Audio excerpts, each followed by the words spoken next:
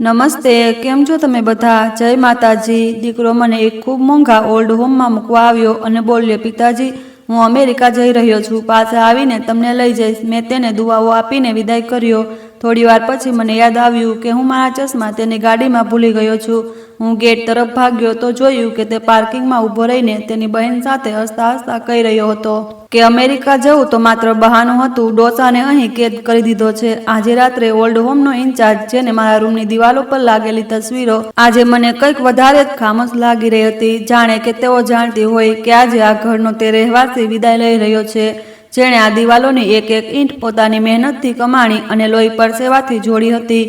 હું મારી ખુરશી પર ખાલી બેઠી નજરે બારીની બહાર પોતાના એ બગીચાને જોઈ રહ્યો હતો, જ્યાં મેં મારી સ્વર્ગસ્થ પત્ની સાથે અસંખ્ય સાંજ વિતાવી હતી અને જ્યાં વરુણ અને કાવ્યાએ ચાલતા શીખ્યું હતું। આજે તે બગીચો પણ ઉદાસ હતો, કદાચ સાંજનો સમય હતો અથવા મારા દિલની વેરાની દરેક વસ્તુ પર છવાઈ ગઈ હતી। મારું નામ રામશરણ છે અને હું 63 વર્ષનો થઈ ચૂક્યો છું। જિંદગીના આ વળાંક પર માણસને આરામ અને શાંતિની જરૂર હોય છે અને ભગવાનનો આભાર છે કે મારી પાસે કોઈ વસ્તુની કમી નહોતી। મારી પાસે દોલત હતી, જાયદાદ હતી અને સૌથી વધીને મારો દીકરો વરુણ હતો, જે મારી આખી દુનિયા હતો। મેં મારી આખી જિંદગી મારા બાળકોના નામે કરી દીધી હતી। મારી પત્નીના અવસાન પછી મેં બીજા લગ્ન વિશે ક્યારેય વિચાર્યું પણ નહોતું, કારણ કે હું નહોતો તો કે તે મારા બાળકોના માથા પર સાવકીમાનો ઓછાયો પડે। મેં મા અને બાપ બંને બનીને તેમને ઉછેર્યા। વરુણે કારોબાર સંભાળી લીધો હતો અને મેં ખુશી ખુશી મારા મોટા ભાગની જવાબદારીઓ તેને સોંપી દીધી હતી, કારણ કે મારું માનવું હતું કે ઘરડા વૃક્ષે નવા છોડ માટે જગ્યા છોડી દેવી જોઈએ। કાવ્યા મારી એકને એક દીકરી છે, જેના લગ્ન મેં 6 વર્ષ પહેલા મારી બહેનના દીકરા અંકિત સાથે કરી દીધા હતા। તે લગ્નના તરત બાદ વિદેશ ચાલી ગઈ હતી અને આ 6 વર્ષોમાં પહેલીવાર હિન્દુસ્તાન આવી હતી। મને યાદ છે, જે દિવસે તે આવી હતી મારું ઘર ખુશીઓથી ભરાઈ ગયું હતું, પરંતુ મને શું ખબર હતી કે આ ખુશીઓ ક્ષણિક છે, એટલે જે થોડી વાર માટે અને આખી પાછળ એક એવું તોફાન છુપાયેલું છે જે મારી જિંદગીના પાયા હચમચાવી દેશે। કાવ્યાની વાપસી પર હું ખૂબ ખુશ હતો, પરંતુ તેની આંખોમાં એક વિચિત્ર ઉદાસી અને પરેશાની હતી, જેને એક પિતા હોવાના નાતે હું સ્પષ્ટ અનુભવી શકતો હતો। મને ખબર હતી કે તેનો પતિ અંકિત એક બેજવાબદાર અને અયાસ કિસ્મતનો માણસ છે। મને અવારનવાર ખબરો મળતી રહેતી કે તેણે જુગાર અને દારૂની લતમાં પોતાનું બધું ગુમાવી દીધું અને હવે તેમની આર્થિક સ્થિતિ ખૂબ ખરાબ છે। કાવ્યાએ ઘણીવાર સંકોચભર્યા શબ્દોમાં મારી પાસે મદદની વાત કરી હતી અને મેં હંમેશા તેની સહાય કરી, પરંતુ છેલ્લા કેટલાક સમયથી મેં હાથ ખેંચી લીધો હતો, કારણ કે હું જાણતો હતો કે મારો આપેલો પૈસો કાવ્યા પર નહીં પણ અંકિતની અયાસીઓ પર ખર્ચ થઈ રહ્યો છે। હું નહોતો ઈચ્છતો કે જીવનભરની મારી કમાણી જુગારની ભેટમાં ચડી જાય। કદાચ આ જ કારણે કાવ્યા મારાથી થોડું અંતર રાખીને રહેવા લાગી હતી, પરંતુ મેં આ બધું તેના ભલા માટે જ કર્યું હતું। કાલે રાત્રે જમવાના ટેબલ પર જે થયું તેણે મને અંદર સુધી હચમચાવી દીધો। અમે બધા શાંતિથી જમવાનું ખાઈ રહ્યા હતા કે અચાનક વરુણે ગળું સાફ કરતા કહ્યું, પાપા, મારે તમારી સાથે એક જરૂરી વાત કરવી છે। તેના લહેજામાં એક એવી હિચકિચાટ હતી જે મેં પહેલા ક્યારેય અનુભવી નહોતી। મેં કોળીઓ તોડતા સ્નેહથી તેની સામે જોયું અને કહ્યું, હા બેટા, બોલ, શું વાત છે? વરુણે પોતાની પત્ની નીલમ અને બહેન કાવ્યા તરફ જોયું, જાણે તેમનાથી હિંમત એકઠી કરી રહ્યો હોય, અને પછી બોલ્યો, પાપા, મારા કેનેડાના વિઝા લાગી ગયા છે અને ત્યાં એક ખૂબ મોટો બિઝનેસ પ્રોજેક્ટ મળી રહ્યો છે, જે અમારા ભવિષ્ય માટે ખૂબ જરૂરી છે। મારે આવતા અઠવાડિયે જ નીકળવું પડશે અને નીલમ પણ મારી સાથે જશે। આ સાંભળીને હું ખૂબ ખુશ થયો અને કહ્યું, આ તો ખૂબ સારા સમાચાર છે બેટા, ભગવાન તને કામયાબ કરે। પછી ચિંતાની વાત શું છે? વરુણે નજર ઝુકાવી લીધી અને બોલ્યો, સમસ્યા એ છે કે પાપા, અમે ઓછામાં ઓછા 6 મહિના, કદાચ 1 વર્ષ સુધી પાછા નહીં આવી શકીએ અને કાવ્યા પણ પાછી પોતાના સાસરે જઈ રહી છે। તેના વિઝા પણ પૂરા થવાના છે। આ સાંભળતા જ મારો હાથ થંભી ગયો અને મારા મોઢામાંથી અનાયાસે નીકળી પડ્યું, તો એનો અર્થ એ થયો કે હું ઘરમાં એકલો રહી જઈશ? મેં ધીમા અવાજે પૂછ્યું। વરુણે તરત કહ્યું, નહીં પાપા, એ જ તો સમસ્યા છે। તમારી તબિયત પણ ઠીક નથી રહેતી અને બ્લડ પ્રેશરની તકલીફ પણ છે। અમે તમને એકલા કેવી રીતે છોડી શકીએ? નોકરોને સહારે તમને છોડવા મને બિલકુલ મંજૂર નથી। તેની આ ચિંતા જોઈને મને તસલ્લી થઈ કે મારો દીકરો મારો કેટલો ખ્યાલ રાખે છે। મેં પૂછ્યું, તો પછી આનો શું ઉપાય છે બેટા? વરુણે એક પળનો વિરામ લીધો અને પછી બોલ્યો, પાપા, મારા મિત્રએ એક ખૂબ શાનદાર જગ્યા બનાવી છે। તે કોઈ સામાન્ય ઓલ્ડ હોમ નથી, પરંતુ એક 5 સ્ટાર ગેસ્ટ હાઉસ જેવું છે, જ્યાં દરેક સમયે ડોક્ટરોની ટીમ હાજર રહે છે અને વાતાવરણ પણ બિલકુલ ઘરેલું જ છે। મેં વિચાર્યું છે કે જ્યાં સુધી અમે પાછા નથી આવતા તમે ત્યાં રહી લો, ત્યાં તમને એકલતા પણ મહેસૂસ નહીં થાય અને તમારી દેખભાળ અમારાથી પણ વધારે સારી થશે. ઓલ્ડ હોમ શબ્દ સાંભળીને મારા દિલને એક ઝટકો જેવું લાગ્યું, કારણ કે અમારા ખાનદાનમાં આ શબ્દને ગાળની જેમ સમજવામાં આવે છે. પરંતુ મેં વરુણના ચહેરા પર ઉભરેલી મજબૂરી જોઈ તો મારું દિલ પીગળી ગયું. મેં વિચાર્યું કે દીકરો પોતાની પ્રગતિ માટે જઈ રહ્યો છે અને મારી ચિંતા પણ કરી રહ્યો છે. જો મેં ઇનકાર કર્યો તો કદાચ તે પોતાનું પ્રોજેક્ટ છોડી દે અને હું તેની પ્રગતિના રસ્તામાં રૂકાવટ નહોતો બનવા માંગતો. મેં દિલ પર પથ્થર મૂકીને મુસ્કુરાતા કહ્યું, બેટા, જો તને લાગે છે કે આ મારા માટે અને તારા હિતમાં શ્રેષ્ઠ છે તો મને કોઈ વાંધો નથી. હું તો બસ તમારી ખુશી ઈચ્છું છું. મારી રજામંદી સાંભળીને વરુણ અને નીલમના ચહેરા ખીલી ઉઠ્યા અને કાવ્યાએ પણ રાહતનો શ્વાસ લીધો. પરંતુ તેમના ચહેરા પર રહેલો પેલો બારીક ભાવ હું સમજી ન શક્યો, જે ખુશી કરતાં વધારે કામયાબીનો હતો. ખેર, મેં આને મારો વહેમ સમજીને ખંખેરી નાખ્યો અને આખી રાત જાગીને મારો સામાન બાંધતો રહ્યો.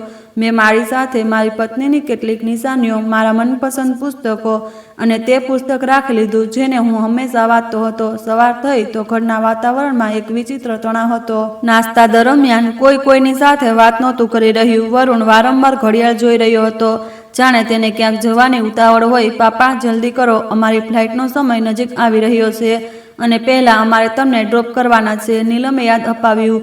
મેં એક છેલ્લી નજર મારા ઘર પર નાખી. આ ઘરના દરેક ખૂણામાં મારી યાદો વસેલી હતી. મેં દિવાલ પર લાગેલી મારી પત્નીની તસવીરને નમસ્તે કર્યું અને મનોમન એ વચન આપ્યું કે હું જલ્દી પાછો આવીશ. જ્યારે હું ગેટની બહાર નીકળ્યો તો પાડોશીઓની નજર મારા પર ટકેલી હતી. તેમની આંખોમાં સહાનુભૂતિ પણ હતી અને સવાલ પણ, જે મને ખૂંચી રહ્યા હતા. મેં માથું ઝુકાવી લીધું અને વરુણની ગાડીમાં બેસી ગયો. વરુણ ડ્રાઇવિંગ સીટ પર હતો, તેની સાથે નીલમ બેઠી હતી અને પાછળની સીટ પર હું અને કાવ્યા હતા. ગાડી ચાલી નીકળી અને મારું ઘર પાછળ છૂટી ગયું. પૂરા રસ્તે ગાડીમાં શાંતિ છવાયેલી રહી. કાવ્યા બારીની બહાર જોઈ રહી હતી, પરંતુ તેનો હાથ સતત ફોન પર ચાલી રહ્યો હતો, જાણે તે કોઈની સાથે મેસેજ પર વાત કરી રહી હોય. મેં વિચાર્યું, કદાચ તે અંકિત સાથે વાત કરી રહી છે. મેં તેના માથા પર હાથ મૂક્યો અને કહ્યું, બેટા, પોતાનો ખ્યાલ રાખજે અને અંકિતને કહેજે કે જવાબદારી બતાવે. જો પૈસાની જરૂર પડે તો મને કહેજે, હું વરુણને કહીને મોકલાવી દઈશ. મારી વાત સાંભળીને કાવ્યા ચોંકી ગઈ અને તેણે મને એક વિચિત્ર નજરે જોયું, જેમાં પોતાનાપણું ઓછું અને અકળામણ વધારે હતી. તેણે ટૂંકમાં કહ્યું, જી પાપા, તમે ચિંતા ન કરો, અને પછી ફરીથી ફોનમાં વ્યસ્ત થઈ ગઈ. મને એ વિચારીને દુઃખ થયું કે 6 વર્ષ બાદ મળનારી દીકરી આજે વિદાયના સમયે પણ મારી સાથે ખુલીને વાત નથી કરી રહી. પરંતુ મેં ખુદને સમજાવ્યું કે કદાચ જુદાઈના દર્દમાં તે ચૂપ છે. થોડીવાર પછી શહેરના ઘોઘાટથી દૂર એક શાંત પણ અજાણ્યા વિસ્તારમાં ગાડી રોકાઈ. સામે એક આલીશાન ઇમારત હતી, જેના મોટા ગેટ પર સુકૂન વિલા લખેલું હતું. ઇમારત ખરેખર સુંદર હતી. ચારે બાજુ હરિયાળી હતી અને બાંધકામ નાયબ અને આધુનિક લાગી રહ્યું હતું. પરંતુ ન જાણે કેમ તેની ઊંચી દિવાલો અને ગેટ પર ઉભેલા વર્દીધારી સુરક્ષા ગાર્ડ મને કોઈ કેદખાના જેવો અહેસાસ કરાવી રહ્યા હતા. વરુણે ગાડી આગળ વધારી અને અમે અંદર દાખલ થયા. સ્વાગત કક્ષમાં હાજર કર્મચારીઓએ મુસ્કુરાઈને અમારું અભિવાદન કર્યું. ત્યારે જ એક ખુશમિજાજ આધેડ ઉંમરના વ્યક્તિએ પોતાનો પરિચય ડૉક્ટર માથુર તરીકે આપ્યો. તે જ અહીંના ઇન્ચાર્જ હતા. તેઓ વરુણને ખૂબ ઉષ્માભેર મળ્યા, જાણે જૂની ઓળખાણ હોય.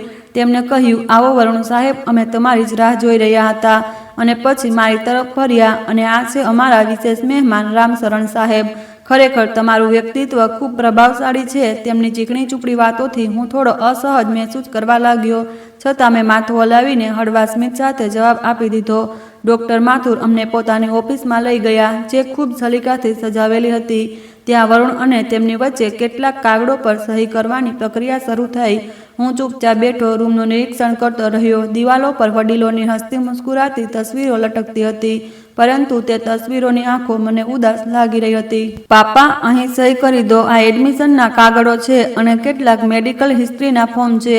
વરુણે કાગળોનું એક બંડલ મારી સામે મૂકી દીધું. મેં હંમેશાની જેમ વરુણ પર આંખ બંધ કરીને ભરોસો કર્યો અને વાંચ્યા વગર સહી કરી દીધી, કારણ કે તે મારો દીકરો હતો અને સંતાન ક્યારેય માતા પિતાનું ખરાબ નથી ઈચ્છતું.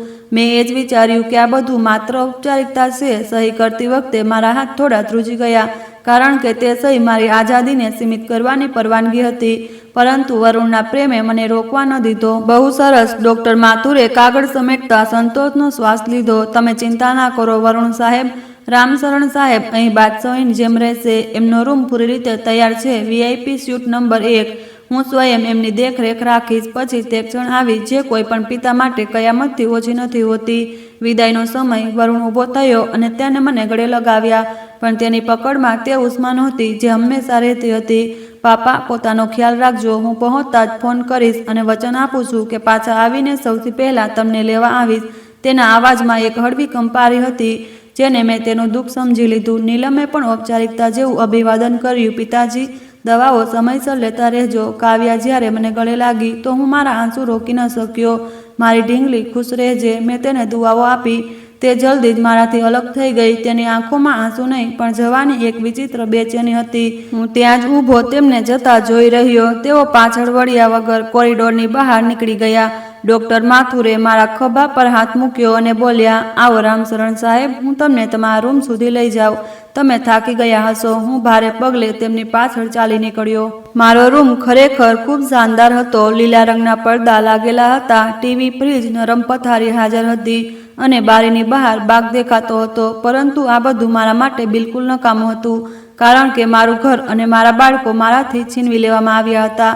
ડોક્ટર માથુર મને રૂમમાં છોડીને એ કહેતા ચાલ્યા ગયા કે તમે આરામ કરો, સાંજે હું રાઉન્ડ પર આવીશ. દરવાજો બંધ થતાં જ રૂમમાં સન્નાટો છવાઈ ગયો. હું પથારીના કિનારે બેસી ગયો અને મારું દિલ ડૂબવા લાગ્યું. મને મારું ઘર, મારી ખુરશી અને મારા પુસ્તકો સખત યાદ આવવા લાગ્યા. સમય પસાર કરવા માટે મેં છાપું વાંચવાનું વિચાર્યું અને ખિસ્સામાં હાથ નાખ્યો તો અહેસાસ થયો કે મારું ખિસ્સું ખાલી છે. મારા ચશ્મા હું તે ગાડીના ડેશબોર્ડ પર ભૂલી આવ્યો હતો. કાગળો વાંચતી વખતે મેં તેને ત્યાં જ રાખ્યા હતા અને ઉતારતી વખતે લેવાનું યાદ ન રહ્યું. ચશ્મા વગર હું લગભગ આંધળો હતો. ન સરખું વાંચી શકતો અને ન દૂર ચોખ્ખું જોઈ શકતો હતો. મને ગભરામણ થવા લાગી કે જો વરુણ ચાલ્યો ગયો તો નવા ચશ્મા મગાવવા માટે હું કોને કહીશ. મેં વિચાર્યું કે તેઓ હમણાં જ ગયા છે. કદાચ પાર્કિંગમાં જ હોય અથવા ગેટ પર કાગળો જમા કરાવી રહ્યા હોય. તેથી મારે તરત જ જવું જોઈએ. હું જલ્દીથી ઉઠ્યો, દરવાજો ખોલ્યો અને બહાર નીકળી આવ્યો. કોરિડોરમાં કોઈ નહોતું. ધૂંધળી નજર સાથે હું અંદાજાથી મુખ્ય દરવાજા તરફ વધ્યો. ગેટ પર હાજર ગાર્ડ પોતાની ખુરશી પર ઝોકા ખાઈ રહ્યો હતો અને કદાચ કોઈની સાથે ફોન પર વાત કરી રહ્યો હતો. તેણે મને બહાર જતા ન જોયો. હું ગેટથી નીકળીને પાર્કિંગ એરિયામાં પહોંચ્યો જ્યાં વરુણની ગાડી હજી પણ ઊભી હતી. આ જોઈને મારું દિલ ખુશીથી ઉછળી પડ્યું કે શુક્ર છે તે હજી ગયો નથી. હું ઝડપી પગલે ગાડી તરફ વધ્યો, પણ જેમ જેમ પાસે પહોંચ્યો મારા ડગલા ધીમા પડતા ગયા. મેં જોયું કે વરુણ ડ્રાઇવિંગ સીટથી બહાર ઊભો હતો અને કાવ્યા તથા નીલમ પણ ગાડીની બહાર જ હતી. ત્રણેય અંદરો અંદર વાતો કરી રહ્યા હતા. મને લાગ્યું કદાચ તેઓ મારા વિશે ચિંતિત હશે અને વિદાયની વાતો કરી રહ્યા હશે, પરંતુ તેમની બોડી લેંગ્વેજ કંઈક અલગ જ વાર્તા કહી રહી હતી. વરુણનો ચહેરો જે થોડીવાર પહેલાં ઉદાસ અને ગમગીન હતો હવે બિલકુલ શાંત હતો, બલકે તેના પર એક વિજયી સ્મિત હતું. નીલમ પોતાના ફોનમાં કંઈક જોઈને હસી રહી હતી અને કાવ્યા વરુણના ખભા પર હાથ મારીને કંઈક કહી રહી હતી. પછી તે બંને હસી પડ્યા. તેમનું હાસ્ય પાર્કિંગની શાંત ફિજામાં ગુંજી ઉઠ્યું. આ હાસ્ય જુદાઈનું નહોતું, પરંતુ કોઈ ઉજવણીનું હાસ્ય હતું. હું એક ઝાડની ઓથે રોકાઈ ગયો અને મારું દિલ જોર જોરથી ધડકવા લાગ્યું. મને મારી આંખો પર વિશ્વાસ નહોતો થઈ રહ્યો કે શું આ એ જ બાળકો છે જે હમણાં જ મને રડતા છોડીને ગયા હતા. મારી ધૂંધળી આંખોએ જોયું કે ડોક્ટર માથુર પણ ત્યાં આવી પહોંચ્યા છે અને વરુણ તેને એક કવર પકડાવી રહ્યો છે જે સાફ રીતે પૈસાનું કવર લાગી રહ્યું હતું. તેઓ ચારેય એક કુંડાળામાં ઊભા હતા અને તેમના ચહેરા પરથી ચાલાકી ટપકી રહી હતી. મેં શ્વાસ રોકી કાન લગાવીને સાંભળવાની કોશિશ કરી કે તેઓ શું વાત કરી રહ્યા છે. પવનની દિશા મારી તરફ હતી એટલે તેમના અવાજો ટુકડાઓમાં મારા કાને પહોંચી રહ્યા હતા અને જે શબ્દો મારા કાને અથડાયા તે પીગળેલા શીશાની જેમ મારા આત્મામાં ઉતરતા ચાલ્યા ગયા. વરુણ કહી રહ્યો હતો, યાર કમાલ કરી દીધી તમે. ડોક્ટર સાહેબ બિલકુલ અસલી અભિનય કર્યો. અને પછી કાવ્યાનો અવાજ, શુક્ર છે જાન છૂટી. હવે તે જાયદાદથી હાથ ધોઈ બેઠો. આ સાંભળતા જ મારા પગ નીચેથી જમીન સરકી ગઈ. મને લાગ્યું કદાચ આ મારો ભ્રમ છે, પરંતુ દ્રશ્ય એટલું સ્પષ્ટ હતું કે તેને જૂઠાવી શકાય તેમ નહોતું. આ કેનેડા જવાવાળા મુસાફર નહીં, પરંતુ કોઈ શિકારને ઝાડમાં ફસાવવાવાળા શિકારી લાગી રહ્યા હતા અને તે શિકાર હું જ હતો. મારું મગજ ચકરાવા લાગ્યું. હું પડી ન જાઉં એટલે દિવાલનો સહારો લીધો. આંખોની સામે અંધારું છવાવા લાગ્યું, પરંતુ મારે પોતાને સંભાળવાનો હતો અને સત્ય જાણવું હતું. મેં હિંમત એકઠી કરી અને થોડો વધારે નજીક ગયો જેથી તેમની વાતો પૂરી રીતે સાંભળી શકું. ત્યારે જ વરુણ પોતાની બહેનને કહી રહ્યો હતો, જોયું કેટલું આસાન હતું. કેનેડા તો માત્ર એક બહાનું હતું. ડોસાને અહીં કેદ કરી દીધો છે. હવે તે અહીંથી ક્યારેય બહાર નહીં નીકળી શકે. આ સાંભળતા જ મારી છાતીમાં ભયાનક દર્દ ઉપડ્યું, જાણે કોઈએ ખંજર ભોંકી દીધું હોય. મારું પોતાનું લોહી, મારો પોતાનો દીકરો મને ડોસો કહી રહ્યો હતો અને મને કેદ કરવાની વાત કરી રહ્યો હતો. મારા મનમાં સવાલોનું તોફાન ઉઠી જ રહ્યું હતું કે ત્યારે જ ડૉક્ટર માથુરનો અવાજ સંભળાયો, જે હવે બેહદ નિર્દયી લાગી રહ્યો હતો. તમે ચિંતા ન કરો વરુણ સાહેબ, આજે રાતથી જ કામ શરૂ થઈ જશે. અને પછી તે ધીમા અવાજે કંઈક કહેવા લાગ્યો. આ સાંભળીને હું દહેશતથી ધ્રુજી ઉઠ્યો કે તેઓ મારી સાથે શું કરવાના છે. શું તેઓ મને મારી નાખશે? મારા હાથ પગ ઠંડા પડી ગયા. હું ત્યાં જ પથ્થરની જેમ જડ ઊભો રહી ગયો. આંખોમાં આંસુ નહોતા, કેવળ ભય અને આતંક હતો. હું મારા જ બાળકોના કાવતરાનો સાક્ષી બની ચૂક્યો હતો. તે બાળકો જેના માટે મેં મારી જવાની કુરબાન કરી દીધી, અને આજે એ જ મને કોઈ સાજિશ હેઠળ અહીં ફેંકી ગયા હતા. પણ મકસદ શું હતો અને આજે રાતે શું થવાનું હતું? આ ખોફ મને અંદરને અંદર ખાઈ રહ્યો હતો. હું ધ્રુજતા પગે પાછળ હટ્યો. જો તેમણે મને અહીં જોઈ લીધો તો કદાચ મારો ખેલ ત્યાં જ પૂરો થઈ જાત. હું ઉઘાડા પગે પાછળ હટતા પાછો ઇમારતની અંદર ભાગી ગયો. પણ હવે આ ઇમારત સુકૂનની જગ્યા નહીં, પણ એક હત્યાનું સ્થાન લાગી રહી હતી. મારા રૂમમાં પહોંચીને મેં દરવાજો બંધ કર્યો અને પથારી પર પડી ગયો. દિલ જોર જોરથી ધડકી રહ્યું હતું અને કાનોમાં વરુણના એ શબ્દ ગુંજી રહ્યા હતા. કેનેડા તો માત્ર બહાનું હતું. હું રૂમના અંધારામાં ઊભો હતો અને દિલ છાતીમાંથી બહાર આવવા બેતાબ હતું. કેનેડા તો માત્ર બહાનું હતું. ડોસાને અહીં કેદ કરી દીધો છે. આ શબ્દો હથોડાની જેમ મારા મગજ પર વરસી રહ્યા હતા. મને લાગી રહ્યું હતું કે હું હમણાં પડી જઈશ અને પછી ક્યારેય નહીં ઉઠી શકું. પરંતુ એ જ પડે મારી અંદર જીવન બચાવવાનો જંગ શરૂ થઈ ગયો. મેં વિચાર્યું, જો અત્યારે બહાર જઈને બૂમાબૂમ કરી અથવા ગભરાટમાં કંઈક કરી બેઠો તો તેઓ મને અહીં જ પાર્કિંગમાં દબોચી લેશે અને કદાચ ડૉક્ટર માથુર જબરદસ્તી કોઈ ઇન્જેક્શન લગાવીને બેહોશ કરી દે અને પછી મને હંમેશા માટે પાગલ જાહેર કરી દે. કારણ કે આ સમયે તેમની વિરુદ્ધ મારી પાસે કોઈ સાબિતી નહોતી સિવાય કે મારા કાન અને પાગલખાનાના ડૉક્ટર સામે એક ડોસાની જુબાનીની શું હેસિયત હોય છે એ હું સારી રીતે જાણતો હતો. મારે આ સમયે જજબાતથી નહીં, હોશથી કામ લેવાનું હતું. મેં ધ્રુજતા હાથોથી મુઠ્ઠીઓ વાળી લીધી. ઊંડો શ્વાસ લઈને પોતાને શાંત કરવાની કોશિશ કરી. આંખોમાં આંસુ હતા, પણ મેં તેને લૂછી નાખ્યા, કારણ કે કમજોરી બતાવવાનો સમય વીતી ચૂક્યો હતો. હું છાના પગે બારીથી હટીને પથારી પર સૂઈ ગયો અને ધાબળો ઓઢી લીધો, જાણે ગાઢ નિંદ્રામાં હોય. હજી સૂતા થોડી પળો જ વીતી હતી કે દરવાજો ખુલવાનો અવાજ આવ્યો અને પગલાંનો અવાજ મારી પથારી પાસે આવીને અટકી ગયો. મેં આંખો બંધ રાખી અને શ્વાસની ગતિ સામાન્ય રાખવાનો અભિનય કર્યો, જે બેહદ મુશ્કેલ હતું, કારણ કે મારું દિલ તો બેકાબૂ દોડી રહ્યું હતું. રામશરણ સાહેબ, આ ડૉક્ટર માથુરનો અવાજ હતો, જેમાં હવે મને મીઠાશની જગ્યાએ ખુલ્લું ઝેર મહેસૂસ થઈ રહ્યું હતું. મેં જાણી જોઈને કોઈ જવાબ ન આપ્યો. ત્યારે જ મને અહેસાસ થયો કે કોઈ મારા ચહેરાની નજીક ઝૂકી રહ્યું છે, કદાચ એ તપાસવા માટે કે હું ખરેખર સૂઈ રહ્યો છું કે જાગું છું. પછી તેણે ધીમેથી સાઈડ ટેબલ પર કોઈ વસ્તુ મૂકી અને પાછો ગયો. દરવાજો બંધ થવાના અવાજ સાથે જ મેં ઝટકાથી આંખો ખોલી દીધી. સાઈડ ટેબલ પર મારા ચશ્મા રાખ્યા હતા, જે કદાચ વરુણે તેને આપીને ગયો હતો. મેં ધ્રુજતા હાથે ચશ્મા ઉઠાવ્યા અને આંખો પર લગાવ્યા. નજર ચોખ્ખી થતાં જ રૂમની દરેક વસ્તુ મને વધારે ભયાવહ લાગવા માંડી. આ રૂમ હવે આરામનો નહીં, પણ ફાંસીના માચડા જેવો પ્રતીત થઈ રહ્યો હતો. મેં બારીની બહાર જોયું તો વરુણની ગાડી જઈ ચૂકી હતી. મારું લોહી, મારું જીગર અને કસાયોએ હવાલે કરીને પોતાની ઉજવણી મનાવવા નીકળી ચૂક્યો હતો. તે રાત્રે મને ઊંઘ ન આવી. હું આખી રાત પથારી પર પડ્યો, છતને તાકતો રહ્યો અને મારી જિંદગીની ફિલ્મ આંખો સામે ચાલતી રહી. મેં ક્યાં ભૂલ કરી હતી? શું મારા ઉછેરમાં કોઈ ખામી રહી ગઈ હતી? મેં વરુણને આંગળી પકડીને ચાલતા શીખવ્યું હતું, કાવ્યની દરેક જીદ પૂરી કરી હતી, તેમને તડકાથી બચાવીને છાયડામાં રાખ્યા હતા, અને આજે એમણે મને ઘટપણની આ અંધારી કોટડીમાં માત્ર દોલત માટે ફેંકી દીધો હતો. મને યાદ આવ્યું કે વરુણ અવારનવાર મારી પાસે જાયદાદના કાગળો પર સહી કરાવવાની વાત કરતો હતો અને હું હસીને કહી દેતો હતો, મારા મર્યા પછી બધું તારું જ તો છે. કદાચ આજ મારી સૌથી મોટી ભૂલ હતી. જો મેં જીવતા જીવ બધું આપી દીધું હોત તો કદાચ આજે રસ્તા પર હોત, પણ ઓછામાં ઓછું આ કેદમાં તો ન હોત. સવાર થઈ તો મેં નક્કી કરી લીધું કે હું તેમને એ અહેસાસ નહીં થવા દઉં કે હું તેમનું રહસ્ય જાણી ચૂક્યો છું. હું એક સામાન્ય વૃદ્ધની જેમ વર્તીશ, જે પોતાના દીકરાના પ્રેમમાં ધોખામાં છે, જેથી આ લોકો બેફિકર થઈ જાય અને મને અહીંથી નીકાળવાનો કોઈ રસ્તો મળી શકે. આવતા અઠવાડિયા સુધી મેં અદ્ભુત સંયમનું પ્રદર્શન કર્યું. સમયસર નાસ્તો કરતો, સ્ટાફ સાથે ખુશી, પોતાનાપણું અને સારા વ્યવહાર સાથે વર્તતો. જ્યારે પણ ડૉક્ટર માથુર રાઉન્ડ પર આવતા હું મુસ્કુરાઈને કહેતો, ડૉક્ટર સાહેબ, વરુણનો ફોન આવ્યો હતો, તે કેનેડા પહોંચી ગયો હશે ને? ડૉક્ટર માથુર મને તસલ્લી આપતા, જી રામચરણ સાહેબ, વરુણ સાહેબનો કોલ આવ્યો હતો, તે ખૂબ સારી રીતે પહોંચી ગયા છે, બસ કામમાં વ્યસ્ત છે, જલ્દી કોલ કરશે. હું મનોમન તેના જૂઠ પર ફિટકાર વરસાવતો પણ ચહેરા પર શાંતિ બનાવી રાખતો. આ એક અઠવાડિયા દરમિયાન મેં એક વિચિત્ર વાત નોટ કરી. ડૉક્ટર માથુર અને તેમનો સ્ટાફ મારી સાથે જરૂરત કરતાં વધારે સારો વ્યવહાર કરી રહ્યો હતો. મને VIP ખાવાનું આપવામાં આવતું, બાગમાં ટહેલવાની પરવાનગી હતી અને સૌથી મહત્વની વાત એ હતી કે મને કોઈ દવા નહોતી આપવામાં આવી રહી. પહેલાં તો મને લવાઈ લાગી કે જો તેઓ મને પાગલ કરવા માગે છે તો દવાઓ કેમ શરૂ નથી કરી રહ્યા. પછી મેં બારીકાઈથી વિચાર્યું તો સમજાયું કે આ એમની ચાલ હતી.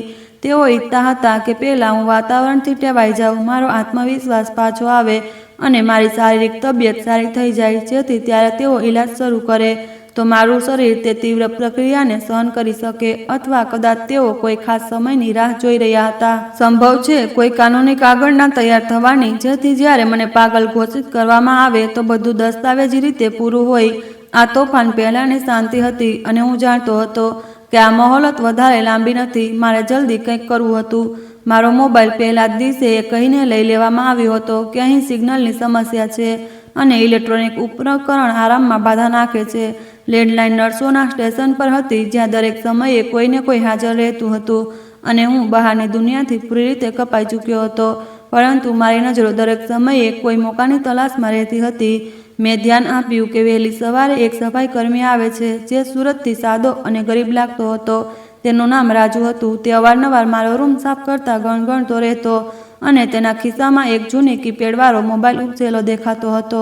આજ મારી આશાનું એકમાત્ર કિરણ હતું. એક દિવસ જ્યારે ડૉક્ટર માથુર કોઈ મીટિંગમાં વ્યસ્ત હતા અને બાકીનો સ્ટાફ આમ તેમ હતો, મેં રાજુને મારા રૂમમાં સફાઈ કરતા જોયો. મેં દરવાજો ધીમેથી બંધ કર્યો અને તેની પાસે ગયો. રાજુ બેટા, કેમ છે? મેં સ્નેહથી પૂછ્યું. રાજુએ ઝાડુ રોકીને મુસ્કુરાતા નમસ્તે કર્યું. જી કાકાજી, ઠીક છું, તમે કહો, તબિયત કેવી છે? મેં તેના ખભા પર હાથ મૂક્યો અને પોતાના ખિસ્સામાંથી એક 500ની નોટ કાઢી, જેને મેં મારા ખમીસના ગુપ્ત ખિસ્સામાં છુપાવી રાખી હતી. આ નોટ મેં ઘરેથી નીકળતી વખતે આપાતકાલીન સ્થિતિ માટે રાખી હતી અને શુક્ર છે કે તપાસ દરમિયાન તેમની નજરથી બચી ગઈ હતી. રાજુની નજર નોટ પર પડી તો તેની આંખો ચમકી ઉઠી. આ શું છે કાકાજી? તેણે હેરાનીથી પૂછ્યું. મેં તેના કાનમાં ફૂસફૂસાવીને કહ્યું, રાજુ બેટા, મારે તારી એક મદદ જોઈએ છે. જો મારા દીકરાને ગયાને 1 અઠવાડિયું થઈ ગયું. મારું દિલ ખૂબ ગભરાઈ રહ્યું છે. હું બસ તેનો અવાજ સાંભળવા માંગતો હતો. ડૉક્ટર સાહેબ કહેતા હતા કે ફોન ખરાબ છે. શું તું મને માત્ર એક કોલ કરવા માટે તારો ફોન આપી શકે? આ 500 તારા છે, બસ 2 મિનિટ માટે. રાજુ પહેલાં ખચકાયો. તે ડરી રહ્યો હતો. તેણે કહ્યું, કાકાજી, જો સાહેબને ખબર પડી ગઈ તો તેઓ મારી નોકરી ખાઈ જશે. મને ના પાડવામાં આવી છે કે દર્દીઓને ફોન ના આપો. મેં મારા અવાજમાં ઓર દર્દ ભરી દીધું અને થોડું નાટક પણ કર્યું. અરે બેટા, કોણ કહેશે એમને? આપણા બંને સિવાય કોઈને ખબર નહીં પડે. એક બાપનું દિલ તડપી રહ્યું છે. શું તું એક બાપના આશીર્વાદ નથી લેવા માંગતો? આ પૈસા રાખી લે, તારા કામ આવશે. પૈસાના લાલચ અને મારી જજબાદી વાતોએ કામ કરી દીધું. રાજુએ આમ તેમ જોયું અને પછી ઝડપથી પોતાના ખિસ્સામાંથી તે જૂનો મોબાઈલ કાઢીને મારા હાથમાં પકડાવી દીધો. જલ્દી કરો કાકાજી, કોઈ આવી ના જાય. તેણે જલ્દીથી ફોન આપ્યો. મારા હાથ ધ્રુજી રહ્યા હતા. મેં ફોન લીધો અને જલ્દી નંબર ડાયલ કરવા લાગ્યો. મારે વરુણનો નંબર નહોતો મિલાવવો, કારણ કે તે તો મારો દુશ્મન બની ચૂક્યો હતો.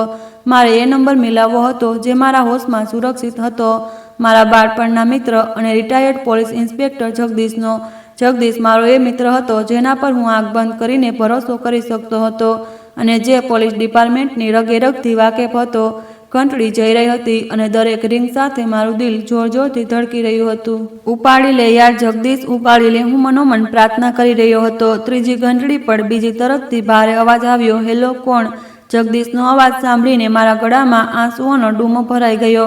જગદીશ, હું છું રામચરણ, મેં ખૂબ મુશ્કેલીથી કહ્યું. રામચરણ, અરે યાર, તું ક્યાં છે? તારો નંબર લાગતો નથી. મેં વરુણને ફોન કર્યો તો તેણે કહ્યું કે તું પહાડી વિસ્તારમાં ફરવા ગયો છે. જગદીશની વાત સાંભળીને મને વરુણની ચાલાકીનો વધારે અંદાજ આવ્યો. તેણે બધાને જૂઠું કહી રાખ્યું હતું. મેં આમ તેમ જોયું.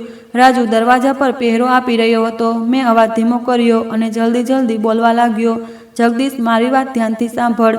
મારી પાસે સમય ખૂબ ઓછો છે. વરુણ જૂઠું બોલે છે. હું ફરવા નથી ગયો. મને તેણે સુકૂન વિલા નામના ઓલ્ડ હોમમાં કેદ કરાવી દીધો છે. આ લોકો મને પાગલ જાહેર કરીને મારી જાયદાદ હડપવા માંગે છે. વરુણ કેનેડા નથી ગયો, તે અહીં છે. આ બધું એક ષડયંત્ર છે. બીજી તરફ જગદીશના શ્વાસ જાણે થંભી ગયા. તું શું બકવાસ કરી રહ્યો છે? વરુણ આવું કેવી રીતે કરી શકે? અને તું ઓલ્ડ હોમમાં કેદ છે? મેં શાંત લહેજામાં કહ્યું, જગદીશ, આ સત્ય છે. મેં ખુદને એમની વાતો સંભળાવી. અહીંનો ઇન્ચાર્જ ડોક્ટર માથુર પણ તેમની સાથે મળેલો છે. તેઓ મને કેટલીક દવાઓ આપીને મારું માનસિક સંતુલન બગાડવા માંગે છે. અત્યાર સુધી તેમણે કંઈ નથી કર્યું, પણ મને ખતરો છે કે તેઓ જલ્દી જ કંઈક કરશે. ઈશ્વર ખાતર મને અહીંથી કાઢ, નહીતર હું માર્યો જઈશ. અહીં હું સાચે જ પાગલ થઈ જઈશ. જગદીશની પોલીસવાળી બુદ્ધિ તરત જાગી ગઈ. તેનો અવાજમાં હવે ગંભીરતા અને ગુસ્સો હતા. રામશરણ, તું ગભરાઈશ નહીં. હિંમત રાખજે. હું અત્યારે ચાલુ નોકરીમાં તો નથી, પણ મારા સંબંધો હજી પણ ખૂબ મજબૂત છે. હું આજે જ એસપી સાથે વાત કરું છું અને કંઈક ને કંઈક કરું. તું બસ એમને એક શક ન થવા દેતો કે તારો સંપર્ક બહાર થઈ ગયો છે, નહીતર તેઓ સાવધાન થઈ જશે. હું વચન આપું છું મારા દોસ્ત, હું તને ત્યાંથી કાઢી લઈશ. જગદીશના શબ્દોએ મારી અંદર જિંદગીની લહેર દોડાવી દીધી. જલ્દી કરજે જગદીશ, મને લાગે છે કે મારી પાસે સમય ઓછો છે, મેં કહ્યું. અને એ ક્ષણે રાજુએ ઈશારો કર્યો કે કોઈ આવી રહ્યું છે.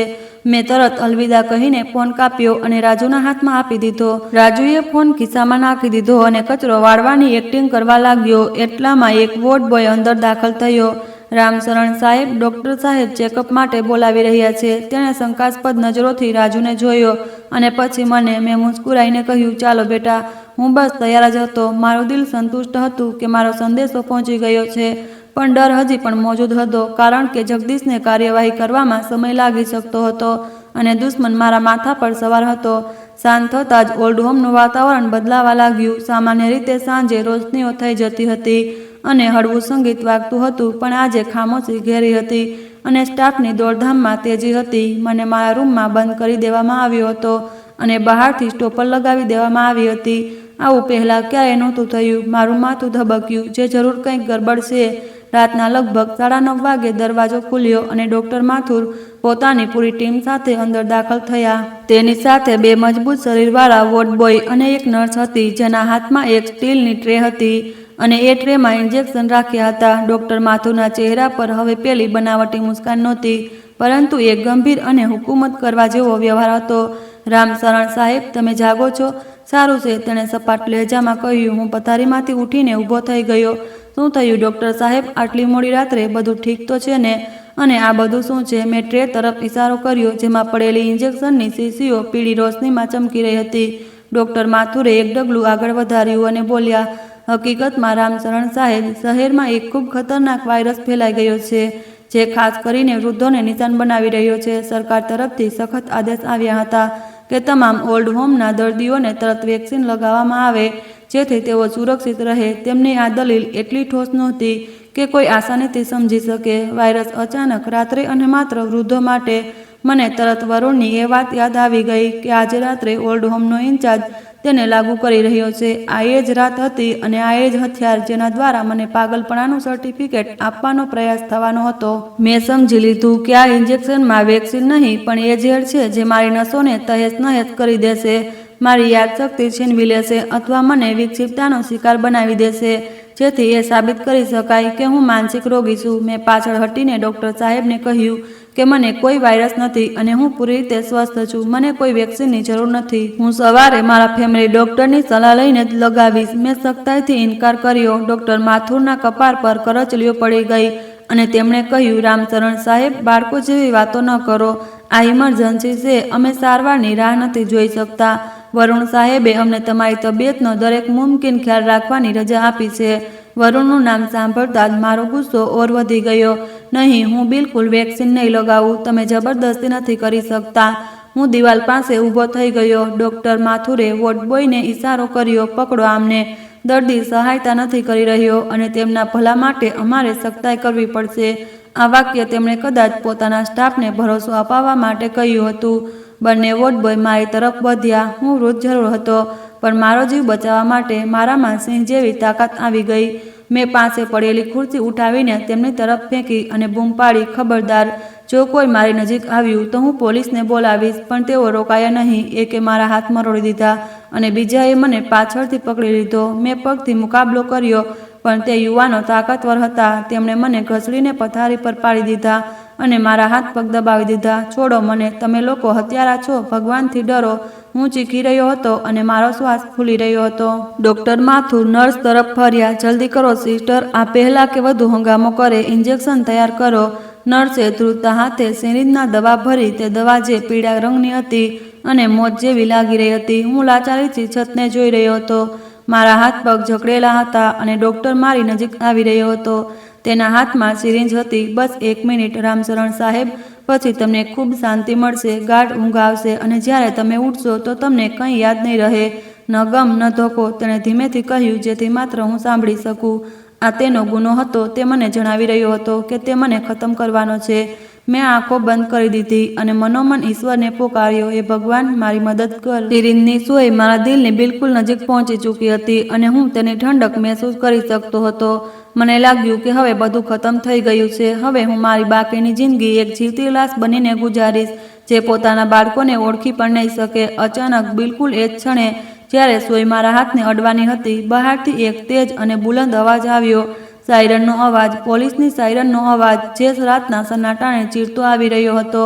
અને આ અવાજ દૂર નહોતો, પણ બિલકુલ ઇમારતના ગેટની બહાર હતો અને ખૂબ નજીક આવી રહ્યો હતો. ડોક્ટર માથુરનો હાથ અટકી ગયો. તેના ચહેરાનો રંગ ઉડી ગયો. આ શું છે? તેણે ગભરાઈને મારી તરફ જોયું. વોર્ડ બોયઝ પકડ પણ ઢીલી પડી ગઈ. સાયરનના અવાજ સાથે જ લાઉડસ્પીકર પર ગુંજતો એક ભારે અવાજ આવ્યો. પોલીસે ઇમારતને ઘેરામાં લઈ લીધી છે. દરવાજો ખોલો, નહીંતર અમે તોડી દઈશું. આ જગદીશનો અવાજ હતો, મારા મિત્રનો અવાજ, જે મારા માટે કોઈ મસીહાની જેમ આવ્યો હતો. ડોક્ટર માથુરના હાથમાંથી સિરિંજ છૂટીને જમીન પર પડી ગઈ અને કાચના ટુકડા વિખરાઈ ગયા. તેની આંખોમાં એ ડર હતો જે શિકારીની આંખોમાં ત્યારે આવે છે જ્યારે તે પોતે શિકાર બની જાય. મેં એક જોરદાર ઝટકો આપ્યો અને મારા હાથ છોડાવી લીધા. તારો ખેલ ખતમ, ડોક્ટર. બહાર શોરબકોર વધી ગયો હતો. પોલીસના બૂટનો અવાજ અને ગેટ તૂટવાનો અવાજ આવી રહ્યો હતો. જગદીશ પોતાના વચન પર કાયમ હતો અને એકલો નહોતો આવ્યો, બલકે પૂરી ફોર્સ લઈને આવ્યો હતો.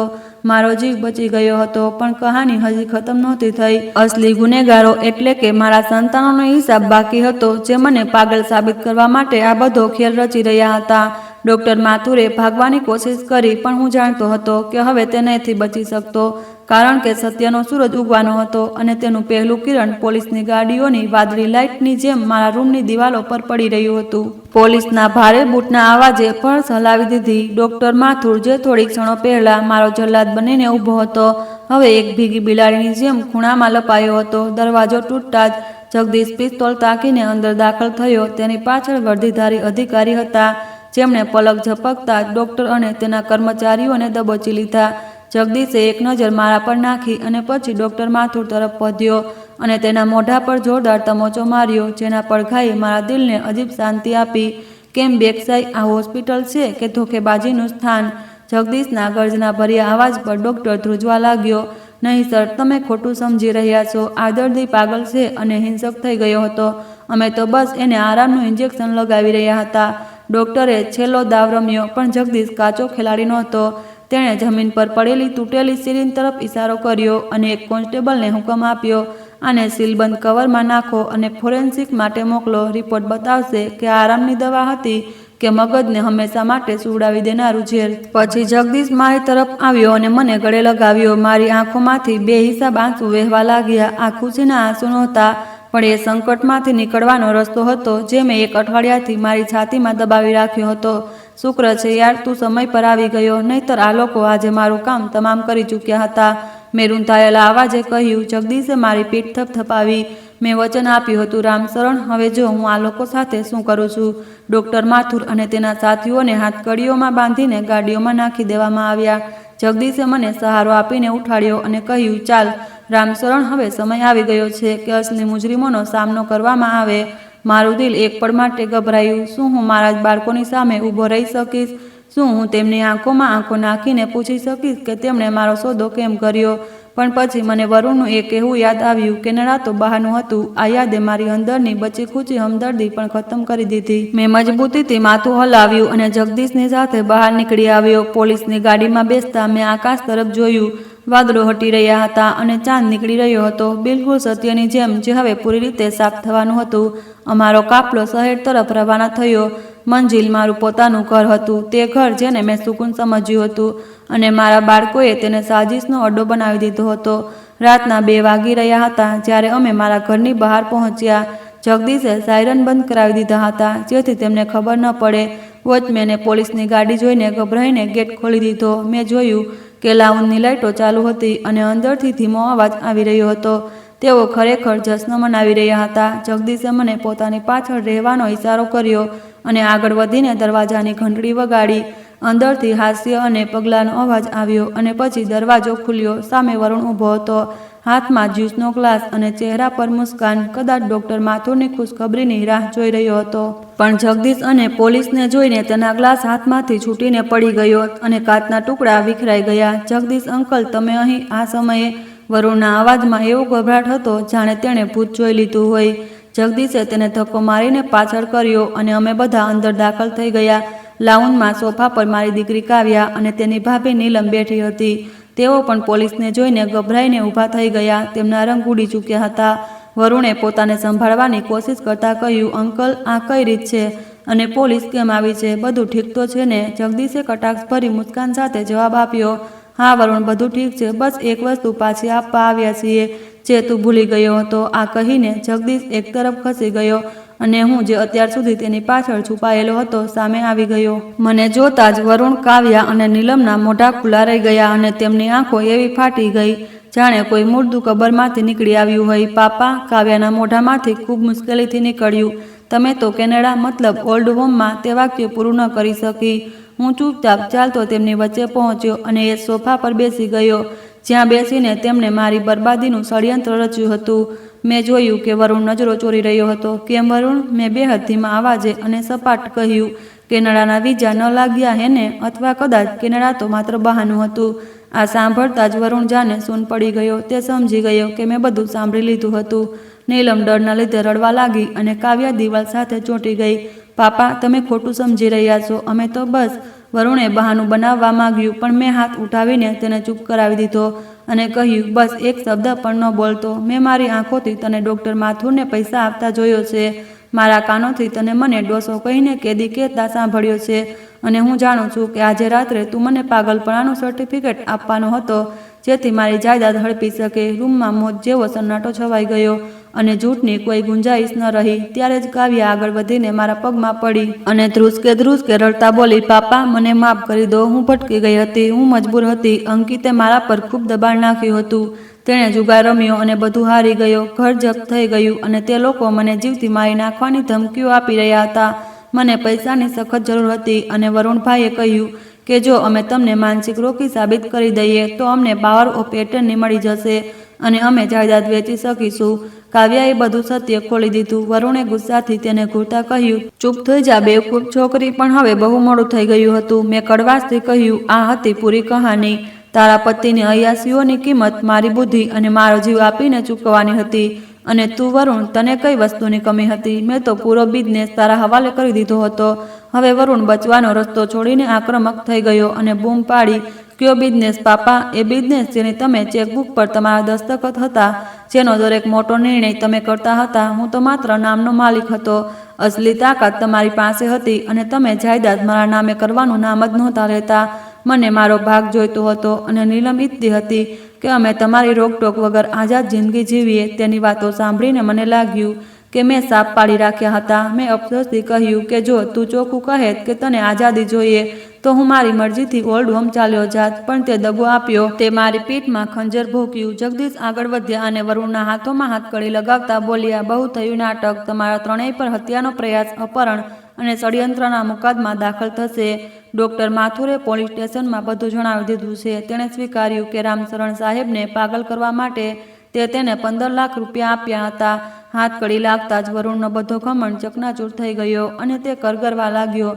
જગદીશ અંકલ, કૃપા કરીને પાપાને સમજાવો. આ પારિવારિક મામલો છે, બદનામી થઈ જશે. પાપા, હું તમારો દીકરો છું. હું ઉઠ્યો, તેની પાસે ગયો અને તેની આંખોમાં જોતા કહ્યું, નહીં, મારો દીકરો વરુણ એ જ દિવસે મરી ગયો હતો જે દિવસે તે મને ઓલ્ડ હોમના ગેટ પર છોડીને હસી પડ્યો હતો.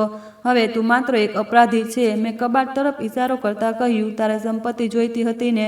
તને લાગ્યું કે જો હું પાગલ થઈ જઈશ તો બધું તારું થઈ જશે. પછી મેં કબાટમાંથી તે ફાઇલ કાઢી જે મેં પહેલાં ત્યાં રાખી હતી અને કહ્યું કે તું ભૂલી ગયો છે કે હું એક બિઝનેસમેન છું અને વિચાર્યા વગર પગલું નથી ભરતો. જ્યારે તે કેનેડા જવાનું નાટક કર્યું હતું ત્યારે મને શક તો નહોતો થયો, પણ સાવચેતીના ભાગરૂપે મેં મારા વકીલ પાસે વસિયત બનાવી લીધી હતી કે જો મને કંઈ થઈ જાય અથવા હું ગુમ થઈ જાઉં તો મારી બધી સંપત્તિ, કારોબાર અને બેંક બેલેન્સ મફતમાં એક અનાથાલય ટ્રસ્ટને આપી દેવામાં આવે. આ સાંભળતા જ વરુણ અને કાવ્યાના ચહેરાનો રંગ ઉડી ગયો. જે દોલત માટે તેઓ પોતાના જ પિતાને પાગલ કરી રહ્યા હતા તે તો પહેલાં જ તેમના હાથમાંથી નીકળી ચૂકી હતી.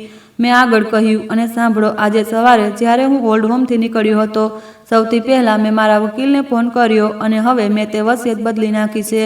હવે મારી મરવાની જરૂર નથી. હું આખી જિંદગીમાં જ મારી બધી સંપત્તિ એ ટ્રસ્ટના નામે કરી રહ્યો છું, સિવાય આ ઘરના, જેને હું એ જ ઓલ્ડ હોમના નામે દાન કરી રહ્યો છું, જ્યાંથી હું બચીને આવ્યો છું, જેથી ત્યાં રહેતા વૃદ્ધોને તે પીડા સહન ન કરવી પડે જે મેં સહી. નીલમ ચીખી પડી, તો અમે ક્યાં જઈશું? અમે રસ્તા પર આવી જઈશું. મેં કઠોર અવાજે કહ્યું, એ જ રસ્તો જે તમે મારા માટે પસંદ કર્યો હતો. ફરક બસ એટલો છે કે મારા માથા પર ઈશ્વરનો ઓછાયો હતો અને તમારા માથા પર તમારા અપરાધોનો બોજ હશે. મેં જગદીશ તરફ જોતા કહ્યું, આમને લઈ જાઓ. મને આમના ચહેરાથી નફરત થઈ રહી છે. પોલીસ વરુણ અને નીલમને કચડીને લઈ ગયા. કાવ્યા મારા પગે લપેટાઈ ગઈ અને રડતા બોલી, પાપા, મને માફ કરી દો, હું મરી જઈશ. મેં મારો પગ છોડાવતા કહ્યું, તું તો 6 વર્ષ પહેલાં જ મરી ગઈ હતી જ્યારે તે પાછળ વળીને મારો હાલ પણ નહોતો પૂછ્યો. જા તારા પતિ પાસે, કદાચ એ જ તને બચાવી લે. પોલીસ કાવ્યાને પણ લઈ ગઈ અને આખા ઘરમાં સન્નાટો છવાઈ ગયો. હું બિલકુલ એકલો રહી ગયો હતો, પણ અજીબ વાત એ હતી કે મને તે એકલતા મહેસૂસ નહોતી થઈ રહી જે ઓલ્ડ હોમમાં થતી હતી, કારણ કે આજે હું આઝાદ હતો. મેં લોહીના સંબંધોને પરખ્યા હતા અને તેઓ ખરા નહોતા ઉતર્યા. હું ઘરથી બહાર નીકળ્યો. સૂરજની પહેલી કિરણો મારા ચહેરા પર પડી રહી હતી. ઓમ નમઃ શિવાયનો મધુર અવાજ મારા ઘાયલ દિલ પર જાણે શાંતિનો અનુભવ કરાવી રહ્યો હતો. હવે ક્યાં જઈશ રામશરણ? જગદીશે પૂછ્યું. મેં મુસ્કુરાઈને આકાશ તરફ જોયું. ખબર નહીં જગદીશ, કદાચ ક્યાંક બહુ દૂર, જ્યાં કોઈ બંધન ન હોય, કોઈ આશા ન હોય અને કોઈ દગો ન હોય. પણ હાલમાં મારે એક નવી શરૂઆત કરવી હતી, એ વૃદ્ધો માટે જે સંતાનના સતાવેલા છે. મેં જગદીશને ગળે લગાવ્યો અને પોતાની ગાડીમાં બેસી ગયો. મેં પાછળ વળીને મારા ઘરને ન જોયું, કારણ કે હવે તે ઘર નહોતું રહ્યું, માત્ર પથ્થરોનો ઢગલો હતો. મારું અસલી ઘર હવે એ સુકૂન હતું જે મને સત્ય જાણવા અને ઇન્સાફ કર્યા પછી મળ્યું હતું. દીકરો અને દીકરી જેલના સળિયા પાછળ પોતાના કર્યાની સજા ભોગવી રહ્યા હતા અને તેમનો વૃદ્ધ બાપ, જેને તેઓ પાગલ કરવા માગતા હતા, દુનિયાનો સૌથી સમજદાર નિર્ણય કરીને શાંત થઈ ચૂક્યો હતો. પાગલપણાનું સર્ટિફિકેટ તેમને મુબારક હોય, કારણ કે પાગલ હું નહોતો. પાગલ તેઓ હતા જેમણે દોલત ખાતર પોતાની દુનિયા, એટલે કે પોતાના માતા પિતાને વેચી નાખ્યા. ખેર, જ્યારે પોલીસની ગાડીઓ વરુણ, કાવ્યા અને નીલમને લઈને મારા જ ઘરની સામેથી પસાર થઈ તો સાયરનનો તે અવાજ આ વખતે ડરાવનો નહોતો. તે અવાજ એ બેડીઓ તૂટવાનો હતો જે વર્ષોથી મારા કાળજાને જકડી રહી હતી. હું મારા જ ઘરના ઉંબરે ઊભો હતો અને મને તે ઘર પારકું લાગી રહ્યું હતું. તે દિવાલોમાંથી ષડયંત્રની ગંધ આવી રહી હતી. જગદીશે મારા ખભા પર હાથ મૂક્યો. રામશરણ, હવે તું સુરક્ષિત છે. ચાલ અંદર ચાલીને આરામ કર. મેં માથું હલાવ્યું. નહીં જગદીશ, આ ઘરમાં હવે ચેન નથી. જે સોફા પર બેસીને મારા બાળકોએ મારા મોતનો સોદો કર્યો તેના પર હવે હું બેસી નહીં શકું. આજની રાત મને કોઈ એવી જગ્યાએ લઈ ચાલ જ્યાં ઇન્સાનિયત જીવતી હોય. તે રાત્રે હું જગદીશના સરકારી ક્વાર્ટર પર સૂતો. વર્ષો પછી એવી ઊંઘ આવી જેમાં ન કોઈ ડર હતો, ન કોઈ ખરાબ સપનું.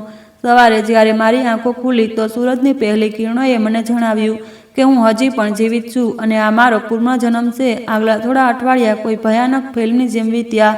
મામલો કોર્ટમાં હતો. વરુણ અને કાવ્યાના વકીલે મને માનસિક રૂપથી અસ્થિર સાબિત કરવાની છેલ્લી કોશિશ કરી. અદાલતના કઠેડામાં ઊભો હું મારા જ લોહીને મારી વિરુદ્ધ જૂઠું બોલતા જોઈ રહ્યો હતો. વરુણ બૂમો પાડી રહ્યો હતો, જજ સાહેબ, મારા પિતાને ભ્રમ થાય છે. આ બધું ડૉક્ટર માથુરની ભૂલ નથી, પણ પાપાની બીમારીનું પરિણામ છે. મારી આંખોમાં આંસુ નહોતા, માત્ર એક પથરાળ ખામોશી હતી. જ્યારે મારી જુબાનીનો વારો આવ્યો તો મેં જજ સાહેબની આંખોમાં જોઈને બસ એટલું કહ્યું, હુજુર, એક બાપ પોતાના દીકરાની દરેક ભૂલ માફ કરી શકે, પણ તે એ હાથને ક્યારેય નથી ચૂમી શકતો જેણે તેને ઝેરનું ઇન્જેક્શન લગાવવા માટે પૈસા આપ્યા હોય. હું પાગલ નથી. હું બસ એક પિતા હોવાના અપરાધમાં દોષી હતો, જેણે પોતાના બાળકોને એટલો આંધળો પ્રેમ આપ્યો કે તેમને ઇન્સાન બનાવવાનું ભૂલી ગયો. ડોક્ટર માથુર સરકારી ગવાહ બની ચૂક્યો હતો. તેણે તે બધી રેકોર્ડિંગ અને પુરાવા રજૂ કરી દીધા જે તેની સુરક્ષા માટે તેણે પોતે છુપાવીને રાખ્યા હતા. સજા સંભળાવવામાં આવી. વરુણ, કાવ્યા અને નીલમને 7 વર્ષની સખત કેદ. જ્યારે તેઓ તેમને લઈ જઈ રહ્યા હતા, કાવ્યા બૂમ પાડી, પાપા, અમને બચાવી લો, અમે તમારા બાળકો છીએ. મેં મારી પીઠ તેમની તરફ કરી લીધી. તે દિવસે મેં મારી અંદરના પિતાનું તર્પણ કરી દીધું. મારા વકીલ ખન્ના સાહેબ મારી પાસે આવ્યા. રામશરણજી, હવે બધી સંપત્તિ તમારા હાથમાં છે. બિઝનેસ, બંગલો અને બેંક બેલેન્સ. તમે ઈચ્છો તો બધું વેચીને ક્યાંક દૂર જઈને વસી શકો છો. મેં બારીની બહાર જોયું. રસ્તાના કિનારે એક વૃદ્ધ માણસ કચરામાં રોટલી શોધી રહ્યો હતો. મને મારો એ પળ યાદ આવ્યો જ્યારે ડોક્ટર માથુર મને જીવતી લાશ બનાવવાનો હતો. ખન્ના સાહેબ, મેં કહ્યું, આ દોલત મારી નથી. આ એ લાલચનું પ્રતીક છે જેણે મારા હસતા રમતા પરિવારને સ્મશાન બનાવી દીધું. મને આ એક પૈસો પણ નથી જોઈતો. મેં એક ઐતિહાસિક નિર્ણય લીધો. મેં મારી પૂરી જાયદાદનું રામશરણ પુનર્વાસ ટ્રસ્ટ બનાવી દીધું. મારો એ આલિશાન બંગલો હવે મમતા સદન બનવાનો હતો. એક એવી જગ્યા જ્યાં એ વૃદ્ધોને રાખવામાં આવશે જેમને તેમના બાળકોએ રસ્તા પર છોડી દીધા છે, અને એ અનાથ બાળકોને જેમને મા બાપની સાયો નસીબ નથી થયો. મમતા સદન જ્યાં આત્માને શાંતિ મળી. બંગલાનું નવીનીકરણ શરૂ થયું. મેં સૌથી પહેલાં તે સીસીટીવી કેમેરા હટાવડાવ્યા જે વરુણે મારી જાસૂસી માટે લગાવડાવ્યા હતા. તેની જગ્યાએ મેં મોટા મોટા સ્પીકર લગાડાવ્યા જેમાં સવાર સવારમાં શાસ્ત્રીય સંગીત અને ભજન ગુંજતા હતા. 6 મહિના પછી મમતા સદન તૈયાર હતું. આજે અહીં 40 વૃદ્ધો અને 20 અનાથ બાળકો રહે છે. હું પોતે ત્યાં એક નાના રૂમમાં રહું છું. સવારે જ્યારે નાના બાળકો દોડીને મારી પાસે આવે અને દાદાજી કહીને લપેટાઈ જાય તો મને લાગે છે કે મારી જાયદાદ હવે સાચા હાથોમાં છે. એક દિવસ એક વૃદ્ધ મહિલા આવી જેને તેના દીકરાએ મંદિરના પગથિયા પર છોડી દીધી હતી. તે સતત રડી રહી હતી. મેં તેમની પાસે જઈને કહ્યું, બહેનજી, રડશો નહીં. અહીં કોઈ તમારો દીકરો નથી જે તમને બોજ સમજે. અહીં અમે બધા તમારા ભાઈ બહેન છીએ અને આ બાળકો તમારા પૌત્ર પૌત્રીઓ. તેમની મુસ્કાનમાં મને મારી જીત દેખાઈ.